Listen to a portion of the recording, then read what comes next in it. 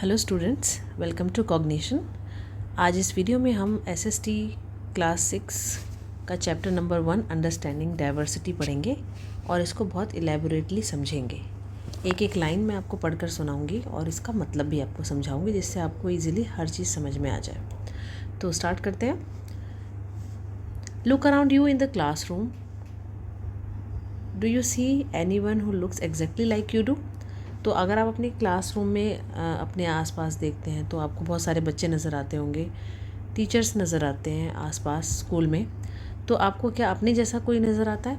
तो इस चैप्टर में आप ये जानेंगे that the people you different from each other in many veg, कि हम सब लोग, जितने भी लोग हैं जो हम अपने आसपास देखते हैं, वो किसी न किसी तरीके से एक दूसरे से अलग होते हैं। Not only do they look different, but they might also belong to different regional, cultural and religious backgrounds. ना सिर्फ वो देखने में अलग होते हैं, बल्कि वो अलग अलग रीजनल, कल्चरल और रिलीजियस बैकग्राउंड्स के होते हैं। कोई किसी अलग स्टेट का होता है, या अलग उनकी रिलीजियस बिलीव्स अलग अलग होते हैं। कोई हिंदू, मुस्लिम, सिख जो हम सुनते हैं, वो सब अलग अलग हो सकते हैं। तो these differences enrich our lives in many ways and also make them more fun. तो ऐसा नहीं है कि इन डिफरेंसेस की वजह से हम एक दूसरे से नफ़रत करते हैं, एक दूसरे को पसंद नहीं करते हैं। इन डिफरेंसेस की वजह से हमारी लाइफ और अच्छी हो जाती है। कैसे हो जाती है, हम आगे जानेंगे। All this different people who come from all kinds of backgrounds and belong to all kinds of religions and cultures help to make India so interesting and so diverse। तो ये सारी जो डिफरेंसेस हैं एक दूसरे में, ये सब क्या करते हैं, इंडिया को बहुत इंटरेस्टिंग बनाते हैं और डाइवर्स बनाते हैं। और बाहर की कंट्री के लोग भी हमारी इस डाइवर्सिटी से बहुत ज़्यादा अट्रैक्ट होते हैं और हमारी कंट्री को बहुत पसंद करते हैं। तो what does diversity add to our lives? तो इस डाइवर्सिटी से हमारी लाइव्स में क्या चीज़ ऐड हो जाती है? How did India become like this? India ऐसा हुआ कैसे, इतना डाइवर्स हुआ कैसे? Are all kind of difference a part of diversity? तो क्या हर टाइप का डिफरेंस होना एक डाइवर्सिटी कहा जाएगा? और can diversity also be a part of unity? और डाइवर्सिटी क्या यूनिटी का एक अंग हो सकता है? तो ये चैप्टर हम पढ़ेंगे और इन सब क्वेश्चंस के आंसर्स हमको मिल जाएंगे। तो now comes the chapter. Here we start. 3 children around your age have drawn the figures above. तो ये जो आप फिगर्स देख रहे हैं, ये 3 बच्चों ने ड्रॉ की है, जो कि शायद आपकी ही एज के हैं। And use the empty box to draw your human figure. तो अगर आप ड्रॉ करेंगे कोई ह्यूमन फिगर इस एम्प्टी बॉक्स में, तो वो किस टाइप की होगी? Is a drawing similar to any of others? क्या आपकी ड्राइंग इन तीनों में से किसी एक की जैसी होगी? The chances are that your drawing is quite different from the other 3। तो बहुत ज़्यादा चांस इस बात के हैं कि आपकी ड्राइंग इन तीनों से ही डिफरेंट होगी। तो which you can see are quite different from each other. तो आपको पता चल जाएगा कि हाँ, ये आपकी ड्राइंग है, क्योंकि आपकी यार दूसरों से अलग होगी। तो this is because each one of us has a unique drawing style, क्योंकि हम सबका ड्राइंग स्टाइल अलग है। We not only don't look exactly like each other, but also differ in terms of language we speak, our cultural backgrounds, the religious rituals we observe, and of course the way we draw। तो हम लोग देखने में भी अलग हैं, एक दूसरे की लैंग्वेजेस भी अलग अलग हैं, कल्चरल बैकग्राउंड्स भी अलग अलग हैं, और रिलीजियस रिचुअल्स जो हमारे घरों में फॉलो होते हैं फेस्टिवल्स के दौरान, वो सब अलग अलग होते हैं। और इसी तरीके से जब हम ड्राइंग करेंगे तो वो भी थोड़ी डिफरेंट हो सकती है। And now ask teacher to help you check how many of you have similar answers। ये जो क्वेश्चंस आपको ऊपर दिए गए हैं, इनके क्वेश्चंस आपको भरने हैं, आपको सोचने हैं। बेशक आप इसे लिखिए मत, लेकिन सोचिए। When I go out I like wearing. क्या आप क्या पहनना पसंद करते हो? And at home I speak in. आप लैंग्वेज बताएंगे, आप अपने घर में कौन सी लैंग्वेज बोलते हैं। माई फेवरेट स्पोर्ट इज़, कौन सा स्पोर्ट आपको पसंद है। And I like reading books about, और आप किस टाइप के बुक्स पढ़ना पसंद करते हैं। तो अब अपने टीचर से पूछिए कि आप क्यों to help you check how many of you have similar answers. तो टीचर आपकी चेक करेंगी कि आप में से कितनों के आंसर सिमिलर हैं? Is there anyone who list matches your exactly? कोई ऐसा इंसान है जिसकी लिस्ट आपकी लिस्ट से बिल्कुल एग्जैक्टली मैच करती हो? Probably not. तो कहीं ना कहीं कोई डिफरेंस, क्या पता ये 3 आंसर्स इक्वल हों, ये आंसर डिफरेंट हो, या हो सकता है कि ये 2 आंसर्स ही सेम हो, ये लास्ट वाला और फर्स्ट वाला डिफरेंट हो। तो ऐसा हो सकता है। How many like reading the same kind of books and how many different languages are spoken by the students in our class? तो ये सब आपको सवालों के जवाब मिल जाएंगे अगर सब स्टूडेंट्स अपने अपने आंसर्स नोट करते हैं। बाय नाउ, अब तक you must have recognize the many ways in which you are quite like some of your classmates and other ways in which you are different from them. तो अब तक आपको पता चल गया होगा कि आप अपने क्लासमेट से किन तरीक़ों में एक जैसे हैं और किन तरीक़ों से अलग अलग हैं। Making friends, do you think it would be easy for you to make friends with someone who was very different from you? क्या आपको लगता है कि आपके लिए बहुत ईजी होगा कि अगर आप अपने से एक अलग इंसान को अपना फ्रेंड बना सकें? तो ये आप स्टोरी पढ़िए और इसके बारे में सोचिए। तो I had meant it as a joke. ये स्टोरी स्टार्ट हो गई है। जो ये स्टोरी बोल रहा है वो ये बोल रहा है कि मुझे एक जोक लगा पहले, a joke made up for a small rag boy who sold newspaper at the Janpath crossing at the busy intersection. तो उसने सोचा कि उसे लगा कि जो कि जनपद क्रॉसिंग पर एक बच्चा न्यूज़पेपर सेल कर रहा था। Every time I cycle past he would run after me. जैसे ही मैं साइकिल चलाता वो मेरे पीछे पीछे आ जाता, holding out the English paper and screaming out the evenings headlines in mixture of Hindi and English words. और वो क्या करता था, उस अखबार को बेचने के लिए जो न्यूज़पेपर की हेडलाइंस हिंदी और इंग्लिश दोनों मिक्स करके बोल रहा था। This time I stopped by the pavement and asked for the Hindi paper. इस बार मैं रुक गया पेवमेंट पर और उससे मैंने हिंदी का न्यूज़पेपर मांगा। His mouth fail open. उसका मुंह खुला और वो बोला, you mean you know Hindi? उसने पूछा कि आपका मतलब है कि आप हिंदी जानते हैं? Of course I said as I paid for the paper. और जैसे ही मैंने पेपर के लिए पे किया तो मैंने बोला ऑफ कोर्स। देन उस बच्चे ने कहा, why, what did you think? कि तुमने क्या सोचा? मैंने पूछा उससे। ही पॉज, उसने रुका एंड बोला, बट यू लुक सो अंग्रेज, लेकिन तुम तो अंग्रेज जैसे लगते हो। He said, you mean you can even read Hindi? और मुझे लगा कि क्या आप हिंदी पढ़ भी पाओगे? Of course I can. मैंने कहा कि हाँ मैं पढ़ सकता हूँ। I said this time little impatiently. अब मैं थोड़ा इम्पेशेंट हो गया और मैंने बोला हाँ क्यों नहीं, I can speak, read and right Hindi. Hindi is one of the subjects I study in school, क्योंकि मैं स्कूल में ये सब्जेक्ट पढ़ता हूँ। सब्जेक्ट्स? ही आस्क्ड, उसने पूछा सब्जेक्ट्स? बहुत सारे subjects. How could I explain what a subject was to someone who has never been to school? और मुझे लगा कि मैं ये इसको बात समझा कैसे पाऊँगा जो आज तक स्कूल ही नहीं गया, उसको क्या पता कि सब्जेक्ट क्या होते हैं। Well it is something I began. मैंने बोला कि ये कुछ ऐसा होता है कि बट द लाइट्स चेंज। अचानक से क्या हुआ कि रोड पर लाइट्स, रेड लाइट ग्रीन में कन्वर्ट हो गई and honking behind me grew 100-fold and I let myself. और पीछे से हॉर्न बजने लगे और मैं अपने आप को आगे ले गया ट्रैफिक से। Then the next day he was there again. अगले दिन जब मैं जा रहा था तब भी वो मुझे मिला, स्माइलिंग एट मी, मुझे मेरी तरफ देखा and holding out a Hindi paper. भैया ही सेड, आपका अखबार। और उसने मुझे बोला आपका अखबार? अब भैया ये सब्जेक्ट क्या चीज़ है? अब बताइए ये सब्जेक्ट क्या चीज़ है? The English word sounded strange to his tongue. तो उसने जब सब्जेक्ट वर्ड बोला तो मुझे उसकी ज़ुबान से वो थोड़ा डिफरेंट, थोड़ा अजीब लगा।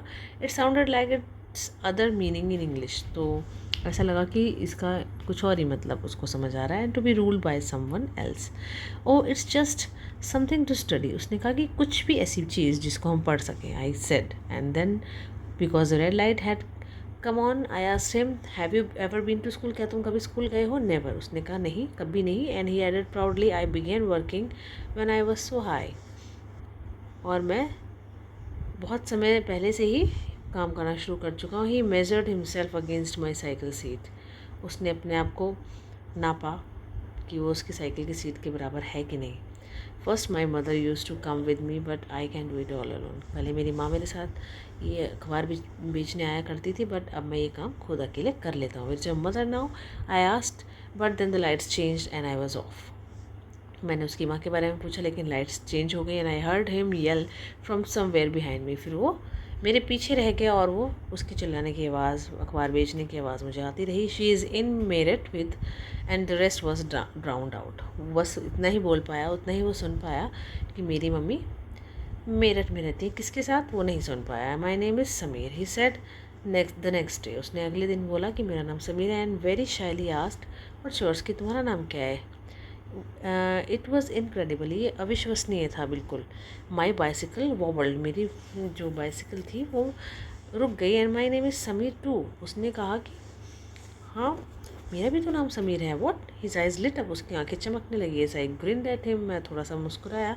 And it's another name for the Hanuman's father, और ये हनुमान भगवान के फादर का एक दूसरा नाम भी है। And you know, so now you are Sameer एक एंड आई एम समीर दो। And he said triumphantly, and something like that. And I answered that. Then I held out my hand. हाथ मिलाओ। तो उसने कहा कि ठीक है, जिसे कहते हैं ना कि हाँ हम दोनों की चीज़ें सेम हैं, तो अब चलो हाथ मिलाते हैं। समीर दो। His hand nestled in mine like a little bird, and I could still feel its warmth, and I cycled away. मुझे उसकी हाथ की गर्मी फील हुई और मैं साइकिल चलाकर चला गया। The next day he did not have his usual smile for me. अगले दिन जब वो मुझे दोबारा मिला, लेकिन उसके चेहरे पर वो स्माइल नहीं थी। There is a trouble in Meerut, उसने कहा कि मेरठ में कुछ प्रॉब्लम हो गई है। Many people are being killed there in the riots, कि दंगों में बहुत से लोग वहाँ मारे जा रहे हैं। I looked at the headlines, communal riots, it blazed. और कह रहा मैंने हेडलाइंस में देखा है कि वहाँ पे कुछ कम्यूनल दंगे हो गए हैं शुरू। But Sameer, I began, I am a Muslim Sameer, मैं एक मुस्लिम समीर हूँ। ये said in answer, and all my people are in Meerut, और मेरे सारे लोग मेरठ में है। His eyes filled with the tears and I touched his shoulder, he would not look up. मैंने उसके कंधे पर हाथ रखा, वो रो रहा था बट उसने ऊपर नहीं देखा। He was not at the crossing the day after, अगले दिन वो उस क्रॉसिंग पर नहीं था। Neither the day after not ever again, और फिर मुझे कभी नहीं दिखाया। No newspaper in English Hindi can tell me where the Samir Do has gone. तो कोई न्यूज़पेपर भी अब ये नहीं बता सकता था कि वो कहाँ चला गया। वाइल समीर एक is more familiar with English, लेकिन जो समीर एक है, पहला समीर है जो साइकिलिंग करता है, उसको इंग्लिश आती है। समीर दो हिंदी बोलता है।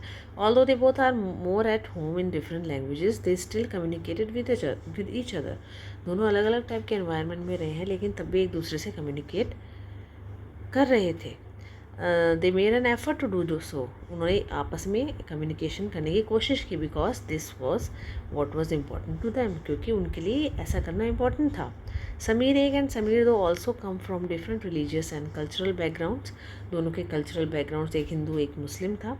वाइल समीर एक is a Hindu and Sameer दो is a Muslim, different religious and cultural background such as these are an aspect of diversity. तो ये भी एक डाइवर्सिटी का एक पार्ट है कि उनकी रिलीजियस बैकग्राउंड्स और कल्चरल बैकग्राउंड्स डिफरेंट थे।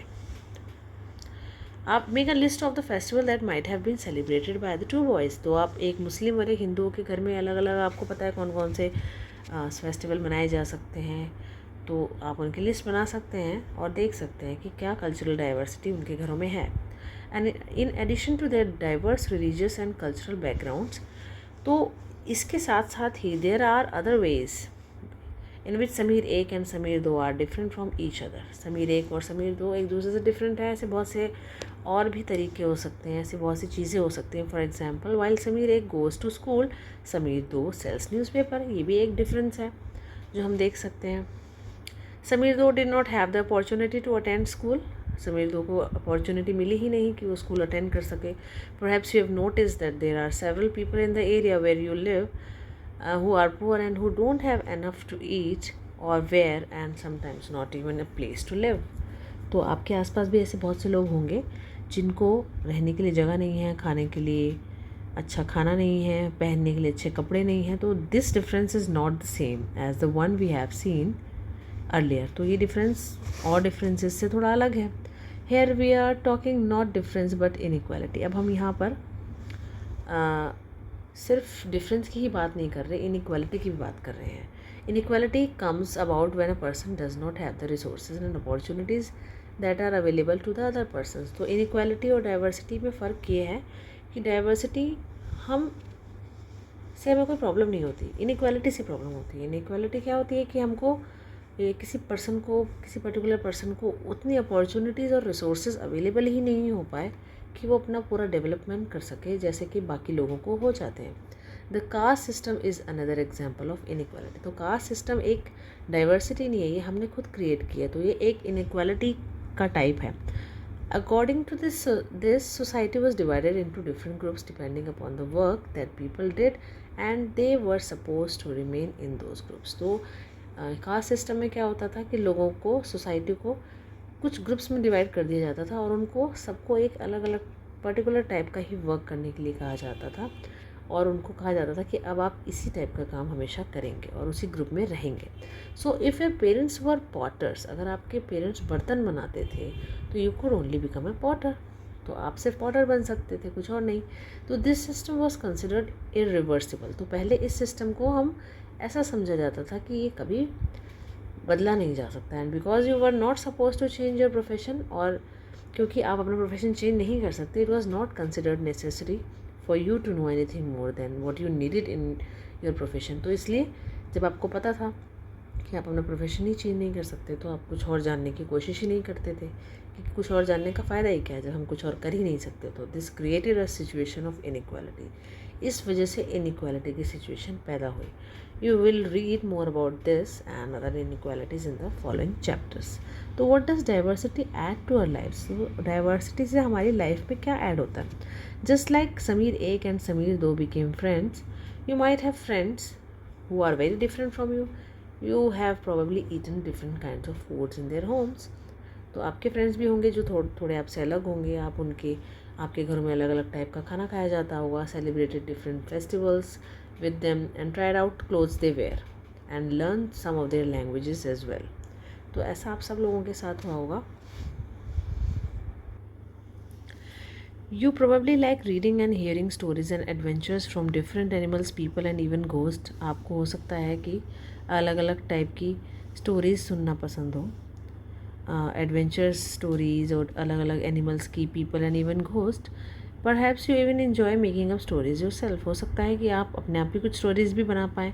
Many young people feel happy when they read a good story because it gives them lots of ideas to make up more stories. तो ऐसे बहुत से लोग हैं जो अपनी स्टोरी खुद बना सकते हैं क्योंकि उनको बहुत सारे स्टोरीज़ के आइडियाज़ होते हैं। People who write stories get their ideas from all sorts of different places.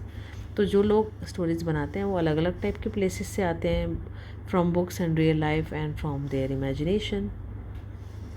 Some may have lived in forest close to animals. हो सकता है कि जो स्टोरीज़ लिखते हों उनमें से कुछ एनिमल्स के करीब रहे हों and chosen to write of their fights and friendship, और उनकी लड़ाइयों के बारे में, उनकी फ्रेंडशिप के बारे में लिखते हों। And others read real accounts of kings and queens and wrote stories about love and honour. हो सकता है कि किंग्स और क्वींस के सम्मान और उनकी लड़ाइयों के बारे में लिखें। And some dipped into their own childhood memories. और कुछ लोग स्टोरीज़ लिखते हैं अपनी खुद की बचपन की यादों के बारे में, अपने दोस्तों के बारे में और अपने एडवेंचर्स के बारे में। Imagine if all the story tellers, आप इमेजिन कीजिए कि अगर सारे स्टोरी टेलर्स और राइटर्स जो कि आपने सुने हों, read so far were force to live in, अगर उनको एक ही जगह पर रहने के लिए मजबूर किया जाए, where all people wore the same 2 colours red and white, सिर्फ वो रेड और वाइट ही पहन सकते हो वहाँ पर सारे लोग, and at the same food, may be potatoes और something else, to care of the same 2 animals, 2 ही एनिमल्स की वो केयर करते हों, for example the deer and the cat, and to entertain themselves played snakes and ladder, सिर्फ सांप सीढ़ी ही खेल पाते हों। What kind of stories do you think they would write? तो किस टाइप की स्टोरीज लिख पाएंगे? तो हो सकता है कि उनकी सबकी स्टोरीज एक ही जैसी लगेंगी, आपको कुछ भी डिफरेंट नहीं लगेगा, कुछ नया सीखने को नहीं मिलेगा, ना अलग अलग चीज़ों के बारे में आप जान पाएंगे। तो इसलिए डाइवर्सिटी होना बहुत ज़रूरी है।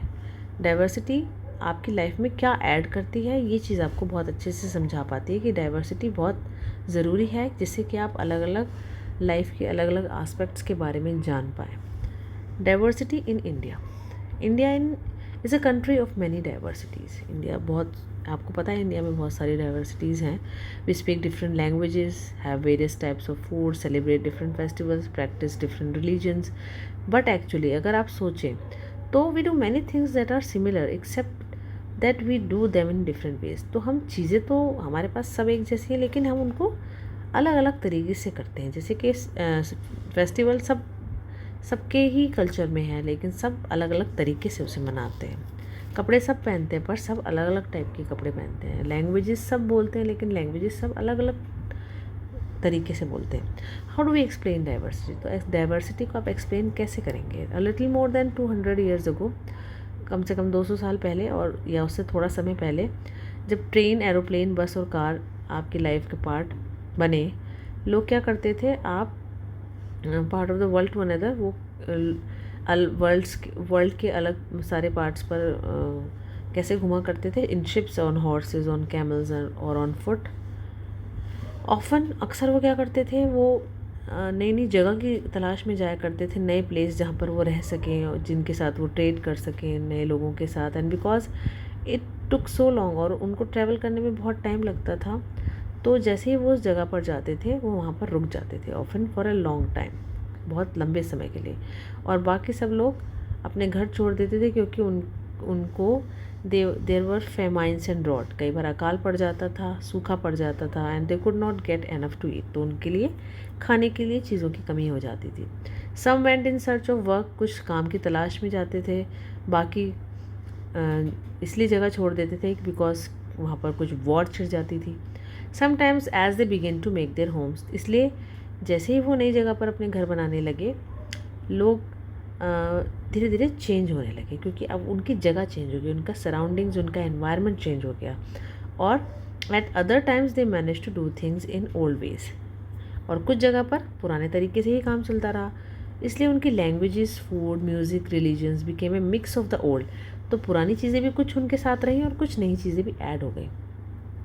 And out of this intermixing of culture, तो ये दो कल्चर जैसे मिक्स हो गए तो केम समथिंग न्यू एंड डिफरेंट, तो एक नया कल्चर आपके सामने आया। तो the history of many places, आप बहुत सारी जगह के इतिहास पढ़ेंगे तो उससे ये पता चलता है कि how many different cultural influences have help to shape life and culture there. तो लोगों की लाइफ कैसे शेप ली है, कैसे चेंज हुई है, उनके कल्चरल इन्फ्लुएंसेस कैसे बदले हैं। दस रीजन्स बिकेम वेरी डाइवर्स, इसलिए हर जगह अपने आप में अलग डाइवर्स है because of their unique histories, क्योंकि सबका अलग अलग इतिहास रहा है। Similarly diversity also comes about when people adapt their lives to the geographical area in which they live. कई बार जियोग्राफिकल एरिया ऐसा होता है कि हमें वहाँ पर अडेप्टेशन के लिए कुछ ऐसी चीज़ें अपनानी पड़ती हैं जो ज़रूरी हैं जीने के लिए। फॉर एग्ज़ाम्पल, अगर सी के पास कोई रहता है तो उसका रहन सहन थोड़ा डिफरेंट होगा माउंटेनियस एरिया में रहने वाले इंसान के रहन सहन से।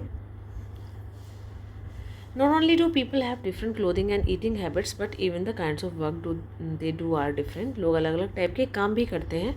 In cities, it's often easy to forget how closely people's lives are tied to their physical surroundings. And this is because in the city, people seldom grow their own vegetables and grain.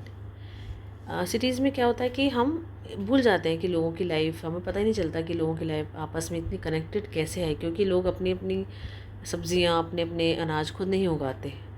Instead they depend on the market to buy all the food and other goods that they need, क्योंकि वो market से हर चीज़ ले आते हैं। तो let's try to understand what we mean when we say that the historical and geographical factors influence. तो अब geographical और हिस्टोरिकल फैक्टर कैसे इन्फ्लुएंस करते हैं किसी जगह की डाइवर्सिटी को, ये हम जानने की कोशिश करते हैं। तो ऐसा हम दो डिफरेंट पार्ट्स कंट्री के उनके बारे में जानकर पता लगाएंगे। तो वो जगह है एक केरला और एक लद्दाख। आप अपना एटलस खोल के देख सकते हैं कि केरला कहाँ होता है और लद्दाख कहाँ पड़ता है। तो आप उनकी आप किस चीज़ की लिस्ट बनाएंगे, वहाँ पे लोग किस किस टाइप के खाना खाते हैं, कैसे कपड़े पहनते हैं और किस टाइप का काम करते हैं। Ladakh is a desert in the mountains in the east of Jammu and Kashmir. Ladakh एक डेजर्ट एरिया है, डेजर्ट माउंटेन एरिया में डेजर्ट है जम्मू एंड कश्मीर की ईस्ट साइड में। वेरी लिटिल एग्रीकल्चर, वहाँ पे इतनी ठंड पड़ती है कि एग्रीकल्चर नहीं हो पाती, क्योंकि यहाँ पर बारिश भी नहीं होती और ये एरिया ज़्यादातर स्नो से कवर रहता है हमेशा। And there are very few trees, बहुत कम ट्रीज़ हैं। और पानी पीने के लिए people depend on the melting snow, जैसे ही बर्फ़ पिघलती है तो पीने के लिए पानी वही यूज़ होता है summer months. People here keep sheep and goats, लोग यहाँ पर भेड़ और बकरियां पालते हैं। And goats in the region are special, यहाँ की गोट्स थोड़ी नॉर्मल गोट्स से डिफरेंट होती है क्योंकि इनकी स्किन से पश्मीना वुल निकलती है, बनती है। दिस वुल इज़ प्राइज्ड, ये वुल बहुत कीमती होती है। और pashmina shawls cost a lot of money, और पश्मीना शॉल्स भी बहुत महंगी होती हैं। This the people of Ladakh carefully collect the wool of the goats and sell this to traders from Kashmir. Pashmina shawls are chiefly woven in Kashmir. तो पश्मीना शॉल्स कहाँ बनती हैं? कश्मीर में। The people eat meat and milk products like cheese and butter. Each family owns some goats, cause and Jose. Being a desert, एक desert होने की वजह से डिड नॉट मीन कि लद्दाख में कोई ट्रेडर्स नहीं आएंगे। It was considered a good trade route.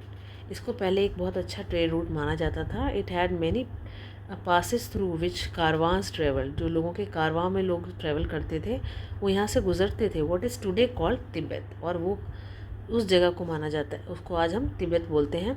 This कारवांस carried textiles, और इन कारवां में लोग अपना कपड़ा और मसाले और रॉ सिल्क एंड कारपेट्स वगैरह लेकर जाते थे बेचने के लिए। Buddhism reached Tibet via Ladakh, Buddhism भी तिब्बत के थ्रू ही लद्दाख में पहुंचा। धर्म बुद्धिज़्म जो आप जानते हैं। Ladakh is also called little Tibet, तो लद्दाख को एक लिटिल तिब्बत भी कहा जाता है। Islam was introduced in the region more than 400 years ago. इस्लाम यहाँ पर 400 साल पहले आया। And there is a significant Muslim population है।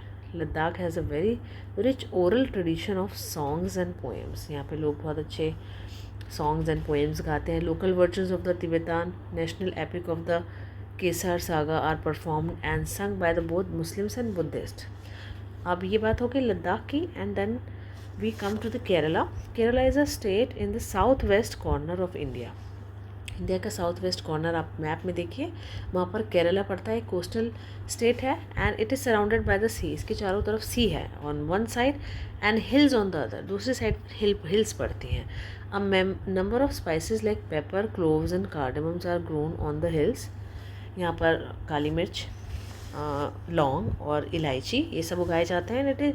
It is spices that made this region an attractive place for traders, और इन्हीं चीज़ों की ट्रेड करने के लिए यहाँ पर ट्रेडर्स आते हैं। Jewish and Arab traders were the first to come here. सबसे पहले यहाँ पर जूइश और अरब ट्रेडर्स आए। And the apostle of the Christ Saint Thomas is believed to have come here nearly 2000 years ago, and he is credited with bringing Christianity to India. तो यहाँ पर इसका एक ये हिस्ट्री है। Many Arab traders also came and settle down here. बहुत सारे Arab traders यहाँ आए और बस गए। Ibn Battuta he travelled here and little less than 700 years ago wrote a travelogue, and in which he describes the lives of the Muslims and say that there were highly respected community। यहाँ पर Muslims community बहुत highly respected थी। ये किसने लिखा? Ibn Battuta, जो एक traveller था। The Portuguese discovered the sea route to India from Europe, and the Vasco da Gama landed with his ship here.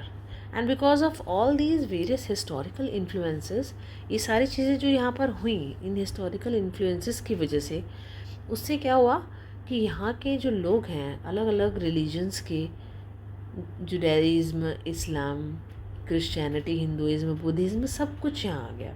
And the fishing nets used here look exactly like Chinese fishing nets and are called China wala.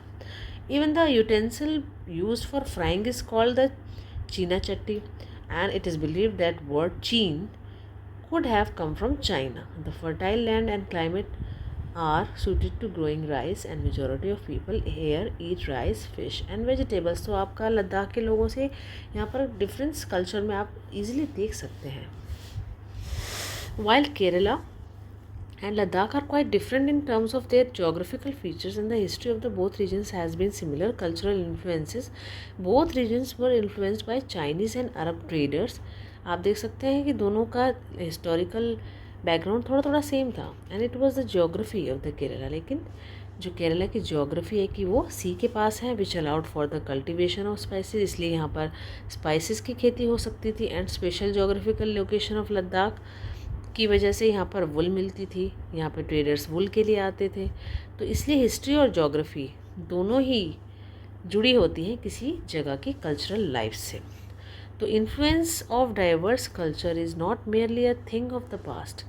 तो diverse culture की जो इससे जो प्रभाव पड़ता है वो एक सिर्फ पास्ट की चीज़ नहीं है, हमारी आज की लाइफ भी हम पर बहुत सारा इन्फ्लुएंस डालती है। From place to place for work and with each move our cultural tradition and way of life slowly become part of the new place we are in. Similarly in our neighbourhood, हम अपने पड़ोस में भी देखते हैं, we live close to the people from several communities. हमारे पड़ोस में भी अलग अलग कम्युनिटीज़ के लोग रहते हैं। तो हमारी डेली लाइफ्स में ऐसे बहुत सारे तरीके हैं which we do things together. हम एक साथ बहुत सी चीज़ें करते हैं, एक दूसरे की कहानियाँ सुनते हैं, एक दूसरे की लाइफ्स के बारे में, एक दूसरे के रीति रिवाजों के बारे में और उनके ट्रेडिशंस के बारे में। Unity and in diversity, India की जो डाइवर्सिटी है वो हमेशा से रिकग्नाइज़ की जाती है उसकी ताकत के रूप में। जब ब्रिटिश इंडिया पर रूल करते थे तो यहाँ के मेन एंड वीमेन अलग अलग कल्चरल और रिलीजियस और रीजनल बैकग्राउंड से एक साथ सामने आए और उन्होंने ब्रिटिश को अपोज़ किया। इंडिया के फ्रीडम मूवमेंट में बहुत हज़ारों लोग अलग अलग बैकग्राउंड्स के थे, उन्होंने एक साथ मिलकर काम किया, उन्होंने जॉइंट एक्शंस लिए, एक साथ जेल गए एंड उन्होंने अलग अलग तरीके ढूंढे ब्रिटिश का अपोज़ करने के लिए। इंटरेस्टिंगली द ब्रिटिश ब्रिटिश को लगा कि वो इंडियंस को डिवाइड कर सकते हैं क्योंकि वो डिफरेंट हैं और वो उनको रूल करते रह सकते हैं। लेकिन लोगों ने क्या किया, how they could be different and yet be united. उन्होंने शो कर दिया ब्रिटिश को कि हम बेशक डिफरेंट हैं लेकिन हम यूनाइटेड भी हैं ब्रिटिश के ख़िलाफ़ अपनी बैटल में। ये जो ऊपर आपको सॉन्ग दिख रहा है ये ब्रेवरी सॉन्ग है। उसमें ये जलियांवाला बाग मैसेकर जो हुआ था अमृतसर में, ये उसके बाद लिखा गया था, उसके बाद गाया गया था। In which British general open fire. इस जलियांवाला बाग मैसेकर में एक ब्रिटिश जनरल ने सब लोगों पर गोलियां चला दी थी जो लोग आपस में पीसफुली इकट्ठे हुए थे, killing many and wounding even more. और बहुत से लोग इसमें मर भी गए थे और बहुत सारे लोग ज़ख्मी हो गए थे। Man and women, Hindu, Sikhs and Muslim, rich poor, जो कि ब्रिटिश के ख़िलाफ़ पीसफुली प्रोटेस्ट करने के लिए गैदर हुए थे। तो ये सॉन्ग कंपोज किया था उन लोगों के सम्मान में, उनकी याद में। Songs and symbols that emerged during the freedom struggle serve as a constant reminder of our country's rich tradition of respect for diversity. Do you know the story of the Indian flag? आपको Indian flag की story पता है? ये एक symbol हुआ करता था British के ख़िलाफ़ प्रोटेस्ट करने का हमारे देश के लोगों के द्वारा। इस बुक में जो discovery of India, Jawaharlal Nehru ने, हमारे पहले प्रधानमंत्री थे, उन्होंने जो बुक लिखी थी डिस्कवरी ऑफ इंडिया, वो ये कहती है कि Indian unity is not something imposed from the outside. Indian unity बाहर से नहीं हमको दी गई है, but rather it was something deeper. लेकिन ये बहुत गहरी है और इसके कई फोल्ड हैं, ये बहुत अंदर तक है। तो widest tolerance of belief and custom was practised and every variety acknowledged and even encouraged. तो हम हर तरह की वैरायटी, हर तरह की रीति रिवाज को प्रैक्टिस करते हैं, उनको एक्नॉलेज करते हैं और उसको एनकरेज भी करते हैं। ये नेहरू थे जिन्होंने ये फ्रेज़ दिया था कि यूनिटी इन डाइवर्सिटी। तो अगर आपसे एग्ज़ाम में पूछे कि यूनिटी इन डाइवर्सिटी ये नारा किसने दिया था, तो आप बोलेंगे जवाहरलाल नेहरू ने, जो कि हमारी कंट्री को डिस्क्राइब करता है। इंडिया का नेशनल एंथम जो कि रविंद्रनाथ टैगोर ने कंपोज किया था, ये भी एक एक्सप्रेशन है यूनिटी का। इन वर्ड, क्योंकि इसके अंदर आप नेशनल एंथम में देखेंगे कि हर स्टेट के बारे में बात हो रही है, किस स्टेट में नदियों की, पहाड़ों की, हर तरह के हमारे देश की जितनी भी डाइवर्सिटी है उन सब के बारे में बात की गई है। तो यूनिटी इन डाइवर्सिटी ये इस चैप्टर का पूरा एसेंस था। तो आपको सब कुछ अच्छे से समझ में आ गया होगा। तो thank you so much, and अगले वीडियो में मैं अगला चैप्टर कवर करूँगी। Thank you.